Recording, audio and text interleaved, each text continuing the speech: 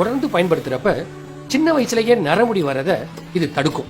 ஏற்கனவே இளநரம் உங்களுக்கு இருந்ததுன்னா அதை கருமையாக்கும், பொடுக போக்கும், தலைமுடியோட வேர்கால்களுக்கு பலத்தை கொடுக்கும். அதனால தலைமுடி கொட்டுறது படிப்படியா குறைஞ்சி தலைமுடி அடர்த்தியாவும் நீளமாவும் நெருக்கமாவும் வளரும். இது தலைமுடிக்கு ஒரு விதமான பளபளப்பையும் கொடுக்கும், உடல் உஷ்ணத்தை போக்கும். சரி, இப்ப நாம தயாரிக்க போற எண்ணெயில அப்படி என்ன சிறப்பு அப்படின்னு பாத்தீங்கன்னா, இந்த எண்ணெய் முடக்கத்தான், செம்பருத்தி இலை, துளசி, வேப்பலை, மருதாணி, கருஞ்சீரகம், ஆலிவிதை, வெந்தயம், வேம்பாலம் பட்டை, செம்பருத்தி பூ, விளக்கெண்ணெய், வெங்காயம், நெல்லிக்காய், முருங்கை இலை, இதெல்லாம் தான்.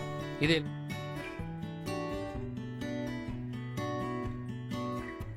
இந்த எண்ணெய எங்க மேல உள்ள நம்பிக்கையில நீங்க வாங்கினாலும் இரண்டாவது தடவை இந்த எண்ணெயின் மீது உள்ள நம்பிக்கையில கண்டிப்பா வாங்குவீங்க.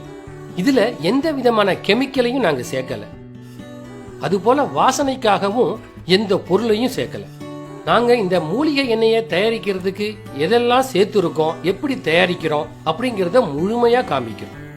இத நீங்க எங்க கிட்ட தான் வாங்கணும் அப்படின்லாம் இல்ல, வீட்லயே நீங்க இதை தயாரிச்சும் பயன்படுத்தலாம். இது ஒரு 5 மாசம் வரைக்கும் கெடாம இருக்கும். மூலிகை எண்ணெயை நீங்க வீட்லயே செய்யலாம்.